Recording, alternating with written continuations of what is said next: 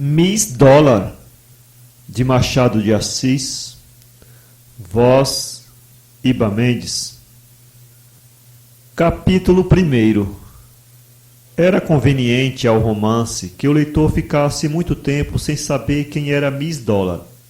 Mas, por outro lado, sem a apresentação de Miss Dólar, seria o autor obrigado a longas digressões, que encheria o papel sem adiantar a ação. Não há hesitação possível. Vou apresentar-lhes Miss Dólar. Se o leitor é rapaz e dado ao gênio melancólico, imagina que Miss Dólar é uma inglesa pálida e delgada, escassa de carnes e de sangue, abrindo à flor do rosto 2 grandes olhos azuis e sacudindo ao vento umas longas tranças loiras. A moça em questão deve ser vaporosa e ideal como uma criação de Shakespeare.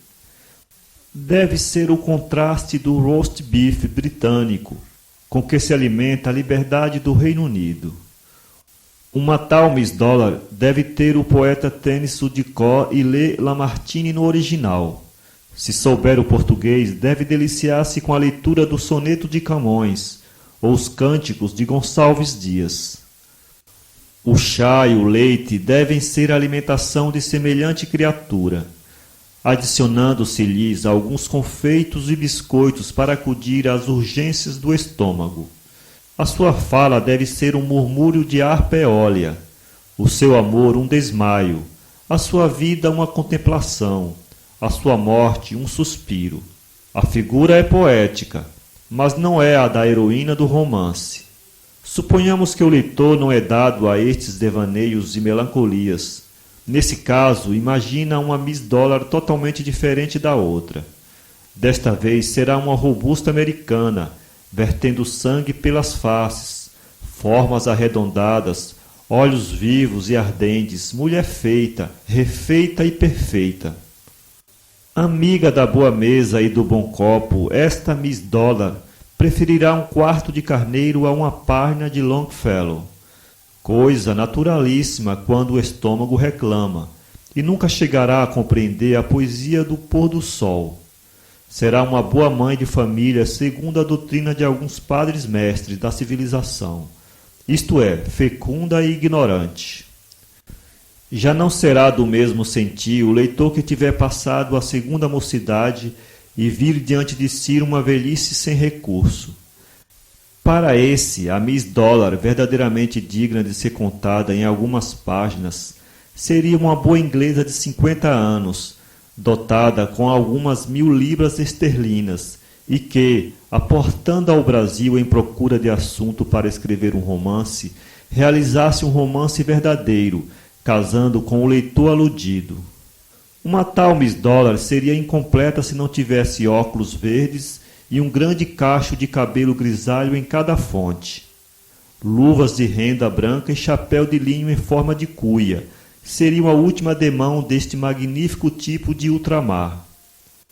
Mais esperto que os outros, acode um leitor dizendo que a heroína do romance não é nem foi inglesa, mas brasileira dos 4 costados, e que o nome de Miss Dólar quer dizer simplesmente que a rapariga é rica. A descoberta seria excelente se fosse exata. Infelizmente, nem esta nem as outras são exatas. A Miss Dólar do romance não é a menina romântica, nem a mulher robusta, nem a velha literata, nem a brasileira rica. Falha desta vez a proverbial perspicácia dos leitores. Miss Dólar é uma cadelinha galga. Para algumas pessoas, a qualidade da heroína fará perder o interesse do romance. Erro manifesto.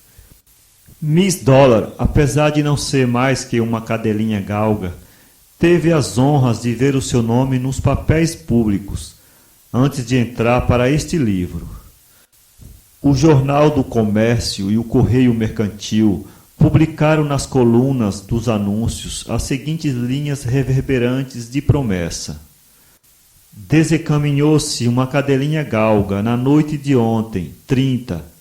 Acode ao nome de Miss Dólar. Quem a achar e quiser levar à rua de Mata-Cavalos, número, receberá 200.000 réis de recompensa. Miss Dollar tem uma coleira ao pescoço, fechada por um cadeado, e que se lê as seguintes palavras: De tu mon cœur. Todas as pessoas que sentiam necessidade urgente de 200 mil réis e tiveram a felicidade de ler aquele anúncio, andaram nesse dia com extremo cuidado nas ruas do Rio de Janeiro, a ver se davam com a fugitiva Miss Dollar. Galgo que aparecesse ao longe era perseguido com tenacidade até verificar-se que não era o animal procurado.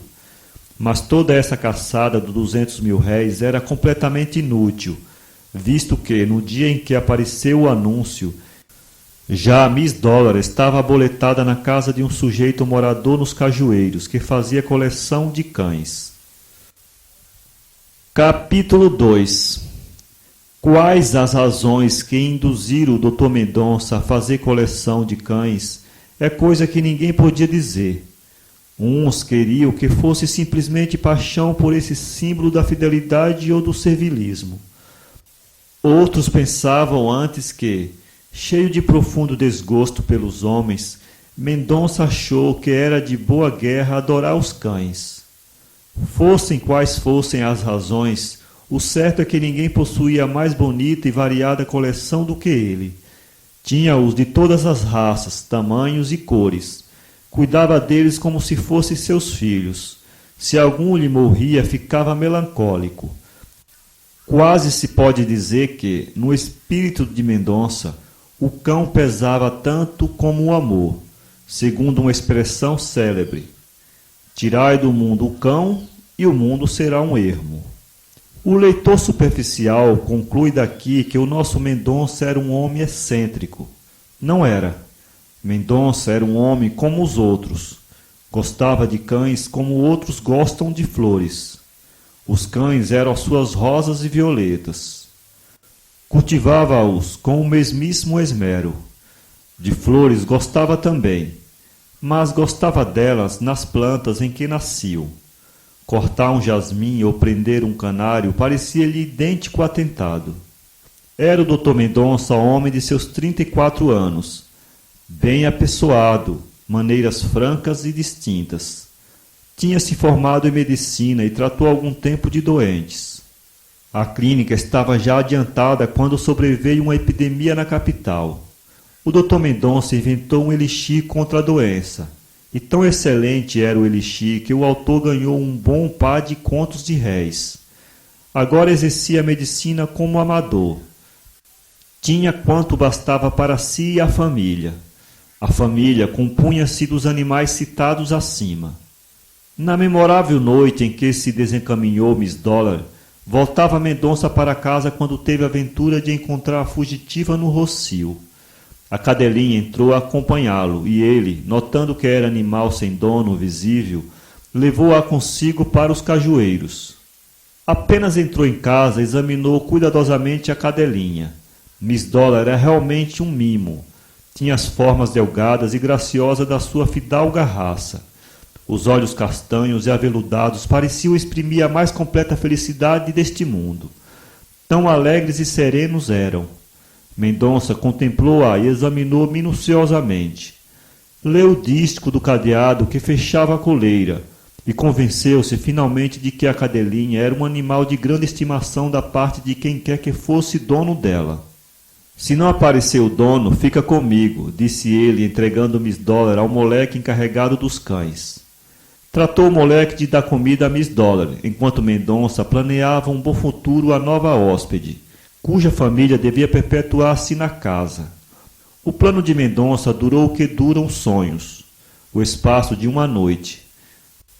No dia seguinte, lendo os jornais, viu o anúncio transcrito acima, prometendo 200 mil réis a quem entregasse a cadelinha fugitiva. A sua paixão pelos cães deu-lhe a medida da dor que devia sofrer o dono ou a dona de Miss Dollar, visto que chegava a oferecer 200 mil réis de gratificação a quem apresentasse a galga. Consequentemente, resolveu restituí-la com bastante mágoa do coração. Chegou a hesitar por alguns instantes, mas afinal venceram o sentimento de probidade e compaixão, que era o apanágio daquela alma. E, como se lhe custasse despedir-se do animal, ainda recente na casa, dispôs-se a levá-lo ele mesmo, e para esse fim preparou-se. Almoçou e, depois de averiguar bem se Miss Dollar havia feito a mesma operação, saíram ambos de casa com direção a Mata-Cavalos.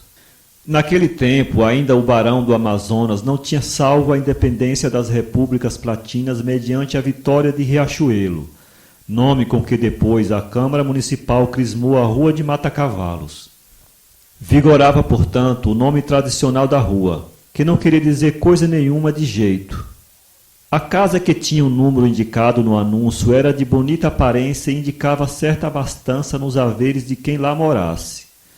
Antes mesmo que Mendonça batesse palmas no corredor, já Miss Dollar, reconhecendo os pátrios lares, começava a pular de contente e a saltar uns sons alegres e guturais que, se houvesse entre os cães literatura, deviam ser um hino de ação de graças. Veio um moleque saber quem estava. Mendonça disse que vinha restituir a galga fugitiva. Expansão do rosto do moleque, que correu a anunciar a boa nova. Miss Dollar, aproveitando uma fresta, precipitou-se pelas escadas acima. Dispunha-se Mendonça a descer, pois estava cumprida sua tarefa, quando o moleque voltou dizendo-lhe que subisse e entrasse para a sala. Na sala não havia ninguém. Algumas pessoas que têm salas elegantemente dispostas costumam deixar tempo de serem estas admiradas pelas visitas, antes de as virem cumprimentar.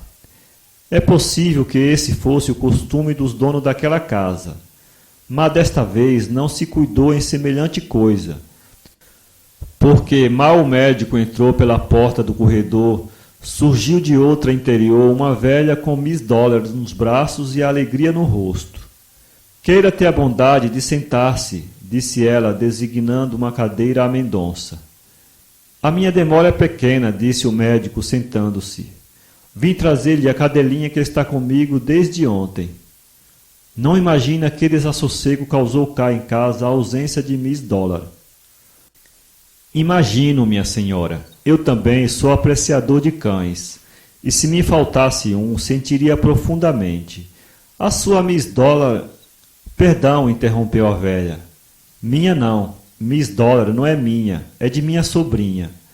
Ah, ela vem aí. Mendonça levantou-se justamente quando entrava na sala a sobrinha em questão. Era uma moça que representava 28 anos, no pleno desenvolvimento da sua beleza, uma dessas mulheres que anunciam velhice tardia e imponente. O vestido de seda escura dava singular realce à cor imensamente branca da sua pele.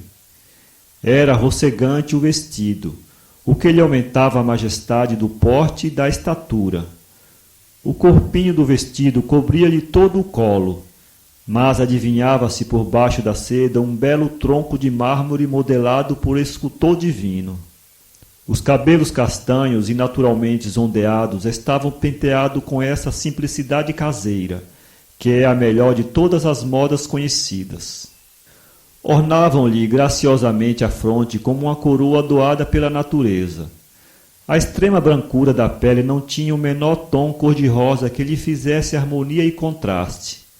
A boca era pequena e tinha uma certa expressão imperiosa, mas a grande distinção daquele rosto, aquilo que mais prendia os olhos, eram os olhos. Imaginem duas esmeraldas nadando em leite. Mendonça nunca vira olhos verdes em toda a sua vida. Disseram-lhe que existiam olhos verdes. Ele sabia de cor uns versos célebres de Gonçalves Dias, mas até então os olhos verdes eram para ele a mesma coisa que a fênix dos antigos. Um dia, conversando com os amigos a propósito disto, afirmava que se alguma vez encontrasse um par de olhos verdes, fugiria deles com terror. Por quê? Perguntou-lhe um dos circunstantes admirado. A cor verde é a cor do mar, respondeu Mendonça. Evito as tempestades de um, evitarei as tempestades dos outros. Eu deixo ao critério do leitor esta singularidade de Mendonça, que de mais a mais é preciosa, no sentido de Molière. Capítulo 3. Mendonça cumprimentou respeitosamente a recém-chegada, e esta, com um gesto, convidou-o a sentar-se outra vez. Agradeço-lhe infinitamente o ter me restituído este pobre animal, que me merece grande estima, disse Margarida, sentando-se. E eu dou graças a Deus por tê-lo achado. Podia ter caído em mãos que o não restituíssem.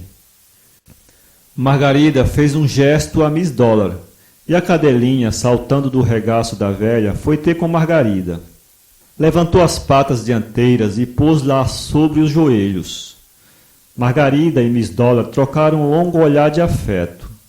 Durante esse tempo, uma das mãos da moça brincava com uma das orelhas da galga, e dava assim lugar a que Mendonça admirasse os seus belíssimos dedos armados com unhas agudíssimas. Mas, conquanto Mendonça tivesse sumo prazer em estar ali, reparou que era esquisita e humilhante a sua demora. Pareceria estar esperando a gratificação. Para escapar a essa interpretação desairosa, sacrificou o prazer da conversa e a contemplação da moça. Levantou-se dizendo: "A minha missão está cumprida." "Mas," interrompeu a velha. Mendonça compreendeu a ameaça da interrupção da velha. "A alegria," disse ele, "que restituí a esta casa é a maior recompensa que eu podia ambicionar. Agora peço-lhes licença." As duas senhoras compreenderam a intenção de Mendonça. A moça pagou-lhe a cortesia com um sorriso, e a velha, reunindo no pulso quantas forças ainda lhe restavam pelo corpo, apertou com amizade a mão do rapaz. Mendonça saiu impressionado pela interessante Margarida. Notava-lhe, principalmente, além da beleza, que era de primeira água, certa severidade triste no olhar e nos modos. Se aquilo era caráter da moça, dava-se bem com a índole de médico. Se era resultado de algum episódio da vida, era uma página do romance que devia ser decifrada por olhos hábeis. A falar a verdade, o único defeito que Mendonça lhe achou foi a cor dos olhos. Não porque a cor fosse feia, mas porque ele tinha prevenção contra os olhos verdes.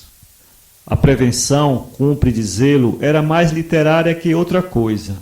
Mendonça apegava-se à frase que uma vez proferira e foi citada acima, e a frase é que lhe produziu a prevenção. Não mo acusem de enxofre. Mendonça era homem inteligente, instruído e dotado de bom senso. Tinha, além disso, grande tendência para as afeições românticas. Mas, apesar disso, lá tinha calcanhar o nosso Aquiles. Era homem como os outros Aquiles andam por aí que são da cabeça aos pés um imenso calcanhar. O ponto vulnerável de Mendonça era esse. O amor de uma frase era capaz de violentar-lhe afetos. Sacrificavam a situação a um período arredondado. Referindo-se a um amigo o episódio da galga e a entrevista com Margarida, Mendonça disse que poderia vir a gostar dela se não tivesse olhos verdes. O amigo riu com certo ar de sarcasmo. "Mas, doutor," disse-lhe ele, "não compreendo essa prevenção. Eu ouço até dizer que os olhos verdes são de ordinário núncios de boa alma. Além de que a cor dos olhos não vale nada. A questão é a expressão deles. Podem ser azuis como o céu e pérfidos como o mar." A observação deste amigo anônimo tinha a vantagem de ser tão poética como a de Mendonça. Por isso abalou profundamente o ânimo do médico. Não ficou este como um asno de Buridan, entre a selha d'água e a quarta de cevada. O asno hesitaria. Mendonça não hesitou. Acudiu-lhe de pronto a lição do casuísta Sanches, e das duas opiniões tomou a que lhe pareceu provável. Algum leitor grave achará pueril esta circunstância dos olhos verdes e esta controvérsia sobre a qualidade provável deles. Provará com isso que tem pouca prática do mundo. Os almanaques pitorescos citam até a saciedade 1000 excentricidades e senões dos grandes varões que a humanidade admira, já por instruídos nas letras, já por valentes nas armas, e nem por isso deixamos de admirar esses mesmos varões. Não queira o leitor abrir uma exceção só para encaixar nela o nosso doutor. Aceitemo-lo com os seus ridículos. Quem os não tem? O ridículo é uma espécie de lastro da alma quando ela entra no mar da vida. Algumas fazem toda a navegação sem outra espécie de carregamento. Para compensar essas fraquezas, já disse que Mendonça tinha qualidades não vulgares. Adotando a opinião que lhe pareceu mais provável, que foi a do amigo, Mendonça disse consigo que nas mãos de Margarida estava talvez a chave do seu futuro. Ideou nesse sentido um plano de felicidade, uma casa no ermo, olhando para o mar ao lado do ocidente, a fim de poder assistir ao espetáculo do pôr do sol. Margarida e ele, unidos pelo amor e pela igreja, beberiam ali, gota a gota, a taça inteira da celeste felicidade. O sonho de Mendonça continha outras particularidades que seria ocioso mencionar aqui. Mendonça pensou nisto há alguns dias. Chegou a passar algumas vezes por Mata-Cavalos, mas tão infeliz que nunca viu Margarida nem a tia. Afinal, desistiu da empresa e voltou aos cães. A coleção de cães era uma verdadeira galeria de homens ilustres. O mais estimado deles chamava-se Diógenes. Havia um galgo que acudia ao nome de César, um cão d'água que se chamava Nelson. Cornélia chamava-se uma cadelinha rateira, e Calígula, um enorme cão de fila, vera efígie do grande monstro que a sociedade romana produziu. Quando se achava entre toda essa gente, ilustre por diferentes títulos, dizia Mendonça que entrava na história. Era assim que se esquecia do resto do mundo. Capítulo 4. Achava-se Mendonça uma vez à porta do Carcelé, onde acabava de tomar sorvete em companhia de um indivíduo amigo dele, quando viu passar um carro, e dentro do carro 2 senhoras que lhe pareceram as senhoras de Mata-Cavalos. Mendonça fez um movimento de espanto que não escapou ao amigo. Que foi? Perguntou-lhe este. Nada, pareceu-me conhecer aquelas senhoras. Viste-as, Andrade? Não. O carro entrara na rua do ouvidor. Os 2 subiram pela mesma rua. Logo acima da rua da quitanda, pararam o carro à porta de uma loja. E as senhoras apearam-se e entraram. Mendonça não as viu sair, mas viu o carro e suspeitou que fosse o mesmo. Apressou o passo sem dizer nada a Andrade, que fez o mesmo, movido por essa natural curiosidade que sente um homem quando percebe algum segredo oculto. Poucos instantes depois estavam à porta da loja. Mendonça verificou que eram as 2 senhoras de Mata-Cavalos. Entrou afoito com ar de quem ia comprar alguma coisa e aproximou-se das senhoras. A primeira que o conheceu foi a tia. Mendonça cumprimentou-as respeitosamente.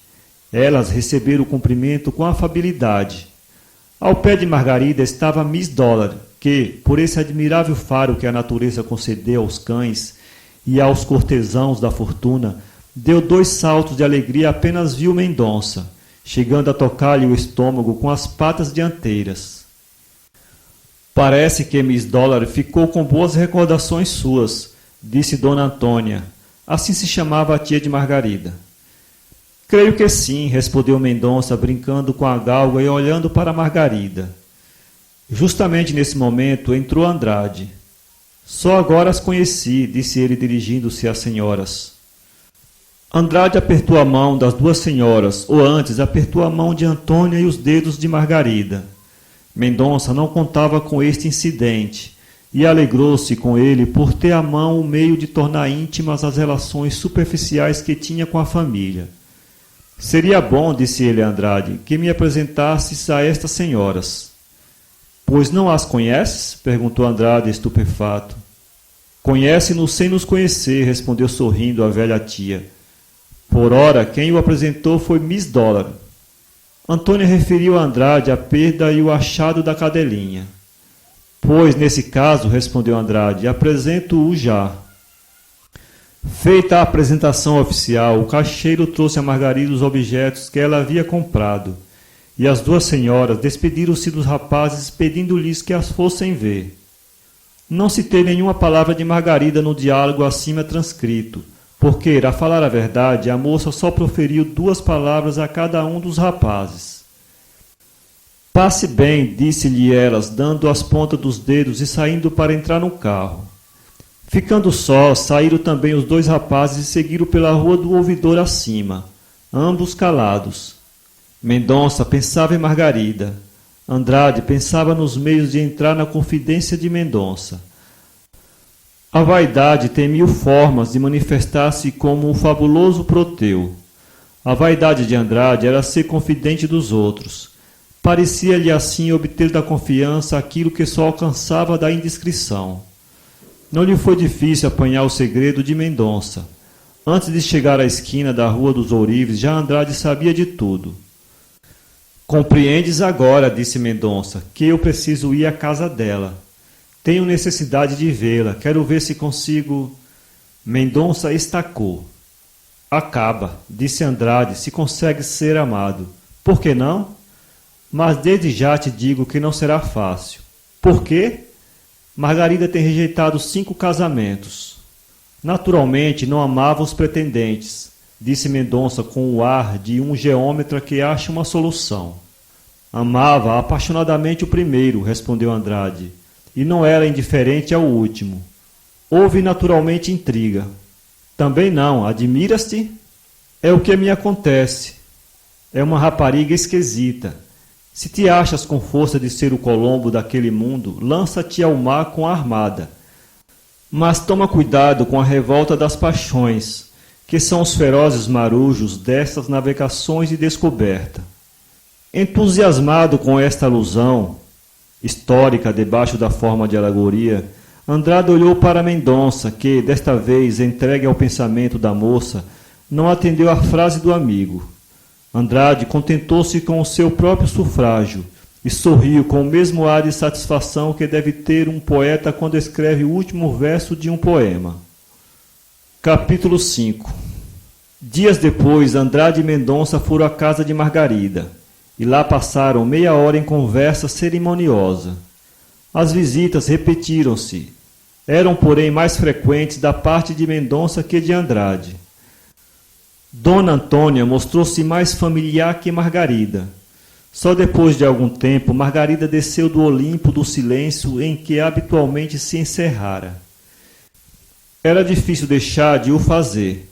Mendonça, conquanto não fosse dado à convivência das salas, era um cavalheiro próprio para entreter 2 senhoras que pareciam mortalmente aborrecidas. O médico sabia piano e tocava agradavelmente. A sua conversa era animada. Sabia esses 1000 nadas que entretêm geralmente as senhoras quando elas não gostam ou não podem entrar no terreno elevado da arte, da história e da filosofia. Não foi difícil ao rapaz estabelecer intimidade com a família. Posteriormente às primeiras visitas, soube Mendonça, por via de Andrade, que Margarida era viúva. Mendonça não reprimiu o gesto de espanto. Mas tu falasses de um modo que parecias tratar de uma solteira, disse ele ao amigo. É verdade que não me expliquei bem. Os casamentos recusados foram todos propostos depois da viuvez. Há que tempo está viúva? Há 3 anos. Tudo se explica, disse Mendonça depois de algum silêncio. Quer ficar fiel à sepultura. É uma Artemisa do século. Andrade era cético a respeito de Artemisas. Sorriu à observação do amigo e, como este insistisse, replicou. Mas se eu já te disse que ela amava apaixonadamente o primeiro pretendente e não era indiferente ao último, então não compreendo, nem eu. Mendonça, desde esse momento, tratou de cortejar assiduamente a viúva. Margarida recebeu os primeiros olhares de Mendonça com um ar de tão supremo desdém que o rapaz esteve quase a abandonar a empresa. Mas a viúva, ao mesmo tempo que parecia recusar amor, não lhe recusava estima e tratava-o com a maior meiguice deste mundo sempre que ele a olhava como toda a gente. Amor repelido é amor multiplicado. Cada repulsa de Margarida aumentava a paixão de Mendonça. Nem já lhe mereciam atenções o feroz Calígula, nem o elegante Júlio César. Os 2 escravos de Mendonça começaram a notar a profunda diferença que havia entre os hábitos de hoje e os de outro tempo. Supuseram logo que alguma coisa o preocupava. Convenceram-se disso quando Mendonça, entrando uma vez em casa, deu com a ponta do botim no focinho de Cornélia, na ocasião em que esta interessante cadelinha, mãe de 2 gracos rateiros, festejava a chegada do doutor. Andrade não foi insensível aos sofrimentos do amigo e procurou consolá-lo. Toda a consolação, nestes casos, é tão desejada quanto inútil. Mendonça ouvia as palavras de Andrade e confiava-lhe todas as suas penas. Andrade lembrou a Mendonça um excelente meio de fazer cessar a paixão. Era ausentar-se da casa. A isto respondeu Mendonça citando La Rochefoucauld. A ausência diminui as paixões medíocres e aumenta as grandes, como o vento apaga as velas e atiça as fogueiras. A citação teve o mérito de tapar a boca de Andrade, que acreditava tanto na Constância como nas Artemisas, mas que não queria contrariar a autoridade do moralista nem a resolução de Mendonça. Capítulo 6. Correram assim 3 meses. A corte de Mendonça não adiantava um passo, mas a viúva nunca deixou de ser amável com ele. Era isto que principalmente retinha o médico aos pés da insensível viúva.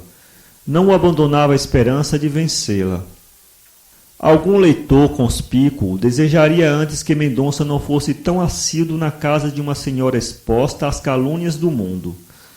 Pensou nisso o médico e consolou a consciência com a presença de um indivíduo, até aqui não nomeado por motivo de sua nulidade, e que era nada menos que o filho da senhora Dona Antônia e a menina dos seus olhos. Chamava-se Jorge esse rapaz, que gastava 200.000 réis por mês sem os ganhar, graças à longanimidade da mãe. Frequentava as casas dos cabeleireiros, onde gastava mais tempo que uma romana da decadência às mãos das suas servas latinas. Não perdia representação de importância no alcazar. Montava bons cavalos e enriquecia com despesas extraordinárias aos algibeiras de algumas damas célebres e de vários parasitas obscuros. Calçava luvas da letra E e botas número 36. 2 qualidades que lançava à cara de todos os seus amigos que não desciam do número 40 e da letra H. A presença deste gentil pimpolho achava Mendonça que salvava a situação. Mendonça queria dar esta satisfação ao mundo, isto é, à opinião dos ociosos da cidade. Mas bastaria isso para tapar a boca aos ociosos? Margarida parecia indiferente às interpretações do mundo como à assiduidade do rapaz. Seria ela tão indiferente a tudo mais neste mundo? Não, amava a mãe. Tinha um capricho por Miss Dollar. Gostava da boa música e lia romances. Vestia-se bem, sem ser rigorista em matéria de moda. Não valsava. Quando muito, dançava alguma quadrilha nos saraus a que era convidada. Não falava muito, mas exprimia-se bem. Tinha um gosto gracioso e animado, mas sem pretensão nem faceirice. Quando Mendonça aparecia lá, Margarida recebia-o com visível contentamento. O médico iludia-se sempre, apesar de já acostumado a essas manifestações. Com efeito, Margarida gostava imenso da presença do rapaz, mas não parecia dar-lhe uma importância que lisonjeasse o coração dele. Gostava de o ver como se gosta de ver um dia bonito, sem morrer de amores pelo sol. Não era possível sofrer por muito tempo a posição em que se achava o médico. Uma noite, por um esforço de que antes disso não se julgaria capaz, Mendonça dirigiu a Margarida esta pergunta indiscreta. Foi feliz com seu marido? Margarida franziu a testa com espanto e cravou os olhos nos do médico, que parecia continuar mudamente a pergunta. Fui, disse ela no fim de alguns instantes. Mendonça não disse palavra, não contava com aquela resposta. Confiava demais na intimidade que reinava entre ambos e queria descobrir por algum modo a causa da insensibilidade da viúva. Falhou o cálculo. Margarida tornou-se séria durante algum tempo. A chegada de Dona Antônia salvou uma situação esquerda para Mendonça. Pouco depois, Margarida voltava às boas e a conversa tornou-se animada e íntima como sempre. A chegada de Jorge levou a animação da conversa a proporções maiores. Dona Antônia, com os olhos e ouvidos de mãe, achava que o filho era o rapaz mais engraçado deste mundo. Mas a verdade é que não havia em toda a cristandade espírito mais frívolo. A mãe ria-se de tudo quanto o filho dizia.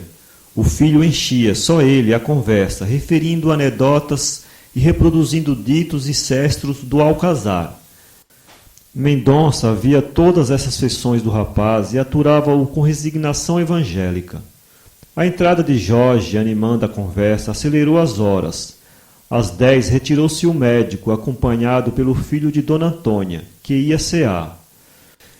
Mendonça recusou o convite que Jorge lhe fez e despediu-se dele na Rua do Conde, esquina da do Lavradio. Nessa mesma noite, resolveu Mendonça dar um golpe decisivo. Resolveu escrever uma carta a Margarida. Era temerário para quem conhecesse o caráter da viúva. Mas, com os precedentes já mencionados, era loucura. Entretanto, não hesitou o médico em empregar a carta, confiando que no papel diria as coisas de muito melhor maneira que de boca. A carta foi escrita com febril impaciência. No dia seguinte, logo depois de almoçar, Mendonça meteu a carta dentro de um volume de George Sand e mandou-o pelo moleque a Margarida. A viúva rompeu a capa do papel que embrulhava o volume e pôs o livro sobre a mesa da sala. Meia hora depois voltou e pegou no livro para ler. Apenas o abriu, caiu-lhe a carta aos pés. Abriu-a e leu o seguinte: qualquer que seja a causa da sua esquivança, respeito-a. Não me insurjo contra ela. Mas, se não me é dado insurgir-me, não me será lícito queixar-me? Há de ter compreendido o meu amor, do mesmo modo que tenho compreendido a sua indiferença. Mas, por maior que seja essa indiferença, está longe de ombrear com um amor profundo e imperioso que se apossou de meu coração, quando eu, mais longe, me cuidava destas paixões dos primeiros anos. Não lhe contarei as insônias e as lágrimas, as esperanças e os desencantos, páginas tristes desse livro que o destino põe nas mãos do homem para que duas almas o leiam. É-lhe indiferente isso. Não ouso interrogá-la sobre a esquivança que tem mostrado em relação a mim, mas por que motivo se estende essa esquivança a tantos mais? Na idade das paixões férvidas, ornada pelo céu com uma beleza rara, por que motivo quer esconder-se ao mundo e defraudar a natureza e o coração de seus incontestáveis direitos? Perdoe-me a audácia da pergunta. Acho-me diante de um enigma que o meu coração desejaria decifrar. Penso às vezes que alguma grande dor a atormenta e quisera ser o médico do seu coração. Ambicionava, confesso, restaurar-lhe alguma ilusão perdida. Parece que não há ofensa nesta ambição. Se, porém, esta esquivança denota simplesmente um sentimento de orgulho legítimo, perdoe-me se ousei escrever-lhe quando seus olhos expressamente mo proibiram. Rasgue a carta que não pode valer-lhe uma recordação, nem representar uma arma. A carta era toda de reflexão. A frase fria e medida não exprimia o fogo do sentimento. Não terá, porém, escapado ao leitor a sinceridade e a simplicidade com que Mendonça pedia uma explicação que Margarida provavelmente não podia dar. Quando Mendonça disse a Andrade haver escrito a Margarida, o amigo do médico entrou a rir despregadamente. Fiz mal? Perguntou Mendonça. Estragaste tudo. Os outros pretendentes começaram também por carta. Foi justamente a certidão de óbito do amor. Paciência, se aconteceu mesmo, disse Mendonça, levantando os ombros com aparente indiferença. Mas eu desejava que não estivesse sempre a falar nos pretendentes. Eu não sou pretendente no sentido desses. Não querias casar com ela? Sem dúvida, se fosse possível, respondeu Mendonça. Pois era justamente o que os outros queriam. Casar-te-ias e entrarias na mansa posse dos bens que lhe couberam em partilha e que sobem a muito mais de 100 contos. Meu rico, se falo em pretendentes, não é por te ofender, porque um dos 4 pretendentes despedidos fui eu. Tu? É verdade, mas descansa, não fui o primeiro, nem ao menos o último. Escreveste? Como os outros, como eles, não obtive resposta. Isto é, obtive uma, devolveu minha carta. Portanto, já que lhe escreveste, espera o resto. Verás se o que te digo é ou não exato. Estás perdido, Mendonça. Fizeste muito mal. Andrade tinha esta feição característica de não omitir nenhuma das cores sombrias de uma situação, com o pretexto de que aos amigos se deve a verdade. Desenhando o quadro, despediu-se de Mendonça e foi adiante. Mendonça foi para casa, onde passou a noite em claro. Capítulo 7. Enganara-se Andrade, a viúva respondeu à carta do médico. A carta dela limitou-se a isto. Perdoo-lhe tudo. Não lhe perdoarei se me escrever outra vez. A minha esquivança não tem nenhuma causa, é questão de temperamento. O sentido da carta era ainda mais lacônico do que a expressão. Mendonça leu-a muitas vezes, a ver se a contemplava, mas foi trabalho perdido. Uma coisa concluiu ele logo, era que havia coisa oculta que arredava a Margarida do casamento. Depois concluiu outra, era que Margarida ainda lhe perdoaria segunda carta se lhe a escrevesse. A primeira vez que Mendonça foi a Mata Cavalos, achou-se embaraçado sobre a maneira por que falaria a Margarida. A viúva tirou-o do embaraço, tratando-o como se nada houvesse entre ambos. Mendonça não teve ocasião de aludir às cartas por causa da presença de Dona Antônia, mas estimou isso mesmo, porque não sabia o que lhe diria caso viesse a ficar só os dois. Dias depois, Mendonça escreveu segunda carta à viúva e mandou-lhe pelo mesmo canal da outra. A carta foi-lhe devolvida sem resposta. Mendonça arrependeu-se de ter abusado da ordem da moça e resolveu, de uma vez por todas, não voltar à casa de Mata Cavalos. Nem tinha ânimo de lá aparecer, nem julgava conveniente estar junto de uma pessoa a quem amava sem esperança. Ao cabo de um mês, não tinha perdido uma partícula sequer do sentimento que nutria pela viúva. Amava-a com o mesmíssimo ardor. A ausência, como ele pensara, aumentou-lhe o amor, como o vento ateia um incêndio. Debalde lia ou buscava distrair-se na vida agitada do Rio de Janeiro. Entrou a escrever um estudo sobre a teoria do ouvido, mas a pena escapava-se-lhe para o coração, e saiu escrito com uma mistura de nervos e sentimentos. Estava então na sua maior nomeada o romance de Renan sobre a vida de Jesus. Mendonça encheu o gabinete com todos os folhetos publicados de parte a parte e entrou a estudar profundamente o misterioso drama da Judéia. Fez quanto pôde para absorver o espírito e esquecer a esquiva Margarida. Era-lhe impossível. Um dia de manhã apareceu-lhe em casa o filho de Dona Antônia. Trazia-no 2 motivos: perguntar-lhe por que não ia a Mata Cavalos e mostrar-lhe umas calças novas. Mendonça aprovou as calças e desculpou como pôde a ausência, dizendo que andava atarefado. Jorge não era alma que compreendesse a verdade escondida por baixo de uma palavra indiferente. Vendo Mendonça mergulhado no meio de uma chusma de livros e folhetos, perguntou-lhe se estava estudando para ser deputado. Jorge cuidava que se estudava para ser deputado. Não, respondeu Mendonça. É verdade que a prima também lá anda com livros, e não creio que pretende ir à Câmara. Ah, sua prima? Não imagina, não faz outra coisa. Fecha-se no quarto e passa os dias inteiros a ler. Informado por Jorge, Mendonça supôs que Margarida era nada menos que uma mulher de letras, alguma modesta poetisa que esquecia o amor dos homens nos braços das musas. A suposição era gratuita e filha mesmo de um espírito cego pelo amor como o de Mendonça. Há várias razões para ler muito sem ter comércio com as musas. Note que a prima nunca leu tanto. Agora que ele deu para isso, disse Jorge, tirando da charuteira um magnífico Havana do valor de 3 tostões, e oferecendo outro a Mendonça. Fume isto, continuou ele. Fume e diga-me se há ninguém como Bernardo para ter charutos bons. Gastos os charutos, Jorge despediu-se do médico, levando a promessa de que este iria à casa de Dona Antônia o mais cedo que pudesse. No fim de 15 dias, Mendonça voltou a Mata Cavalos. Encontrou na sala Andrade e Dona Antônia, que o receberam com aleluias. Mendonça parecia com efeito ressurgir de um túmulo. Tinha emagrecido e empalidecido. A melancolia dava-lhe ao rosto maior expressão de abatimento. Alegou trabalhos extraordinários e entrou a conversar alegremente como dantes. Mas essa alegria, como se compreende, era toda forçada. No fim de um quarto de hora, a tristeza possou-lhe outra vez do rosto. Durante esse tempo, Margarida não apareceu na sala.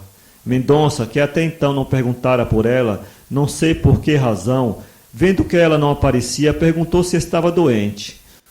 Dona Antônia respondeu-lhe que Margarida estava um pouco incomodada. O incômodo de Margarida durou uns 3 dias. Era uma simples dor de cabeça que o primo atribuiu à apurada leitura. No fim de alguns dias mais, Dona Antônia foi surpreendida com uma lembrança de Margarida. A viúva queria ir viver na roça há algum tempo. Aborrece-te a cidade? Perguntou a boa velha. Alguma coisa, respondeu Margarida. Queria ir viver uns 2 meses na roça. Dona Antônia não podia recusar nada à sobrinha. Concordou em ir para a roça e começaram os preparativos. Mendonça soube da mudança no rocio, andando a passear de noite. Disse-lhe Jorge na ocasião de ir para o alcazar. Para o rapaz era uma fortuna aquela mudança, porque suprimia-lhe a única obrigação que ainda tinha neste mundo, que era a de ir jantar com a mãe. Não achou Mendonça nada que admirar na resolução. As resoluções de Margarida começavam a parecer-lhe simplicidades.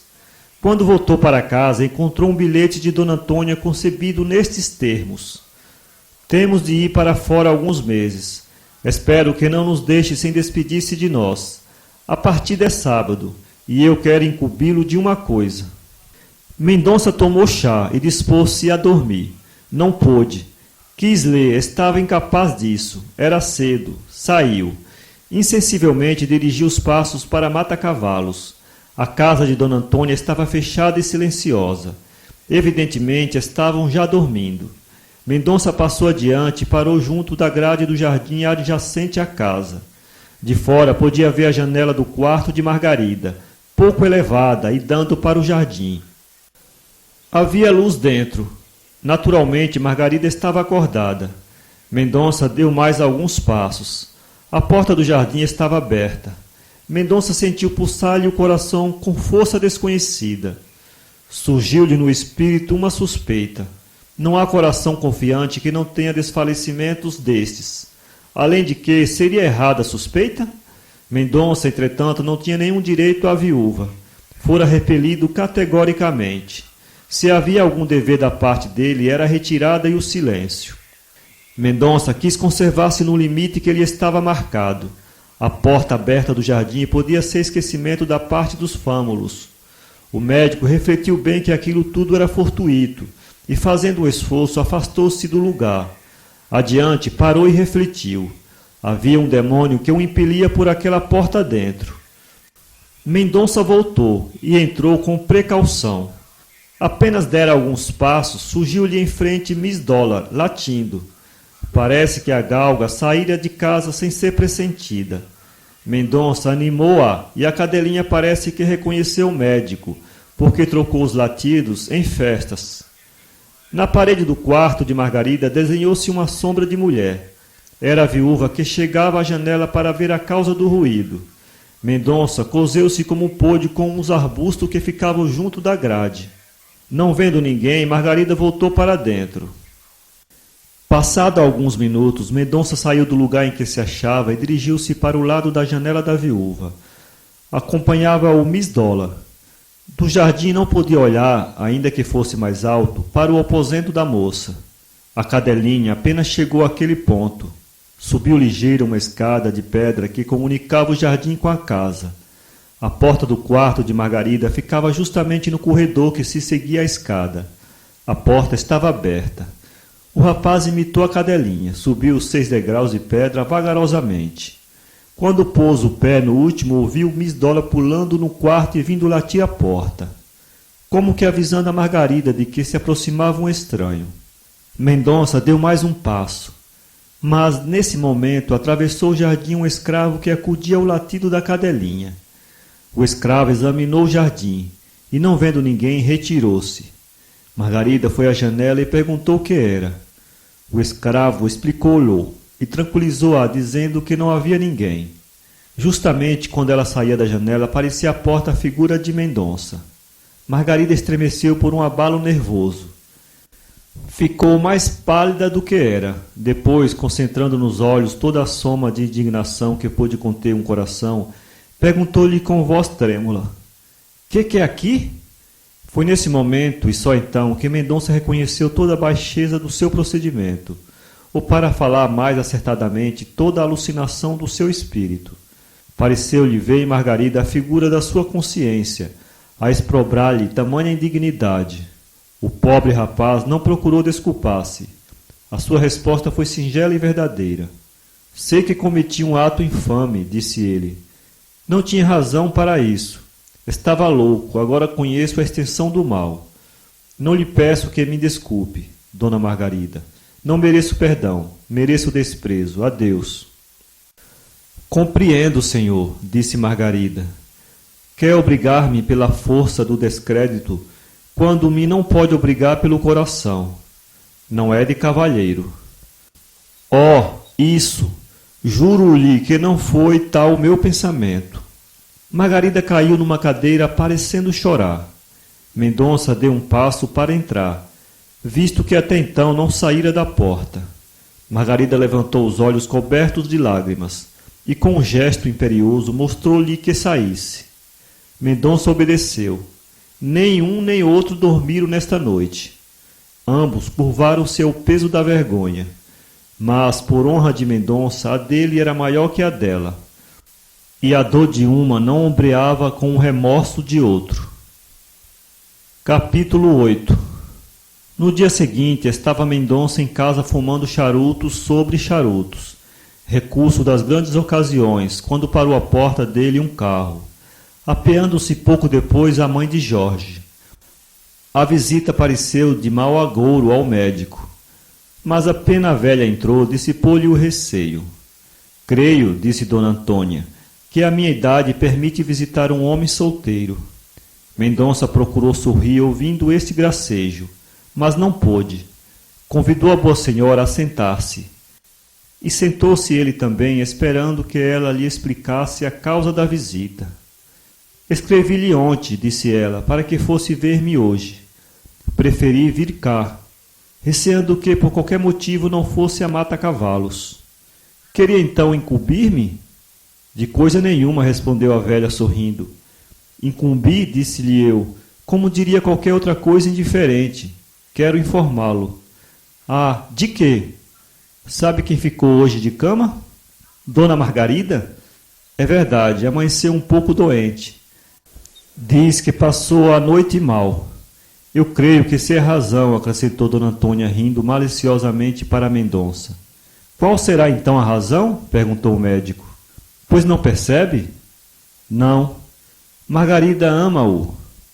Mendonça levantou-se da cadeira como por uma mola. A declaração da tia da viúva era tão inesperada que o rapaz cuidou estar sonhando. Ama-o, repetiu Dona Antônia. Não creio, respondeu Mendonça depois de algum silêncio. Há de ser engano seu. Engano? Disse a velha. Dona Antônia contou a Mendonça que, curiosa por saber a causa das vigílias de Margarida, descobrira no quarto dela um diário de impressões, escrito por ela à imitação de não sei quantas heroínas de romances. Aí lera a verdade que ele acabava de dizer. Mas se me ama, observou Mendonça, sentindo entrar-lhe na alma um mundo de esperanças. Se me ama, por que recusa o meu coração? O diário explica isso mesmo. Eu lhe digo. Margarida foi infeliz no casamento. O marido teve unicamente em vista gozar da riqueza dela. Margarida adquiriu a certeza de que nunca será amada por si, mas pelos cabedais que possui. Atribui o seu amor à cobiça. Está convencido? Mendonça começou a protestar. É inútil, disse Dona Antônia. Eu creio na sinceridade do seu afeto. Já de há muito percebi isso mesmo. Mas como convencer um coração desconfiado? Não sei. Nem eu, disse a velha. Mas para isso é que eu vim cá. Peço-lhe que veja se pode fazer com que a minha Margarida torne a ser feliz. Se lhe influi a crença no amor que lhe tem. Acho que é impossível. Mendonça lembrou-se de contar a Dona Antônia a cena da véspera, mas arrependeu-se a tempo. Dona Antônia saiu pouco depois. A situação de Mendonça, ao passo que se tornara mais clara, estava mais difícil que dantes. Era possível tentar alguma coisa antes da cena do quarto, mas depois achava Mendonça impossível conseguir nada. A doença de Margarida durou 2 dias, no fim dos quais levantou-se a viúva um pouco abatida, e a primeira coisa que fez foi escrever a Mendonça pedindo-lhe que fosse lá à casa. Mendonça admirou-se bastante do convite e obedeceu de pronto. Depois do que se deu há 3 dias, disse-lhe Margarida, compreende o senhor que eu não posso ficar debaixo da ação da maledicência. Diz que me ama, pois bem, o nosso casamento é inevitável. Inevitável. Amargou esta palavra ao médico, que aliás não podia recusar uma reparação. Lembrava-se ao mesmo tempo que era amado. E conquanto a ideia lhe sorrisse ao espírito, outra vinha dissipar esse instantâneo prazer, e era a suspeita que Margarida nutria a seu respeito. Estou às suas ordens, respondeu ele. Admirou-se Dona Antônia da presteza do casamento quando Margarida lhe anunciou nesse mesmo dia. Supôs que fosse milagre do rapaz. Pelo tempo adiante, reparou que os noivos tinham cara mais de enterro que de casamento. Interrogou a sobrinha a esse respeito. Obteve uma resposta evasiva. Foi modesta e reservada a cerimônia do casamento. Andrade serviu de padrinho, Dona Antônia de madrinha. Jorge falou no alcazar a um padre, seu amigo, para celebrar o ato. Dona Antônia quis que os noivos ficassem residindo em casa com ela. Quando Mendonça se achou a sós com Margarida, disse-lhe: casei-me para salvar-lhe a reputação. Não quero obrigar pela fatalidade das coisas um coração que me não pertence. Ter-me-á por seu amigo. Até amanhã. Saiu Mendonça depois deste speech, deixando Margarida suspensa entre o conceito que fazia dele e a impressão das suas palavras agora. Não havia posição mais singular do que a destes noivos separados por uma quimera. O mais belo dia da vida tornava-se para eles um dia de desgraça e de solidão. A formalidade do casamento foi simplesmente o prelúdio do mais completo divórcio.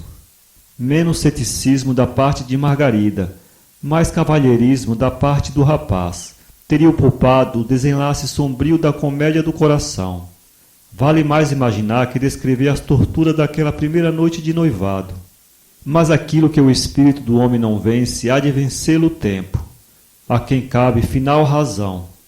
O tempo convenceu Margarida de que a sua suspeita era gratuita. E, coincidindo com ele o coração, veio a tornar-se efetivo o casamento apenas celebrado. Andrade ignorou estas coisas. Cada vez que encontrava Mendonça, chamava-lhe Colombo do amor. Tinha Andrade a mania de todo sujeito a quem as ideias ocorrem trimestralmente. Apenas pilhada alguma de jeito, repetia até a saciedade. Os 2 esposos são ainda noivos e promete sê-lo até a morte. Andrade meteu-se na diplomacia e promete ser um dos luzeiros da nossa representação internacional. Jorge continua a ser um bom pândego. Dona Antônia prepara-se para despedir-se do mundo. Quanto a Miss Dollar, causa indireta de todos estes acontecimentos, saindo um dia à rua, foi pisada por um carro. Faleceu pouco depois. Margarida não pôde reter algumas lágrimas pela nobre cadelinha. Foi o corpo enterrado na chácara, à sombra de uma laranjeira. Cobre a sepultura uma lápide, com esta simples inscrição: A Miss Dollar. São Paulo, janeiro 2016.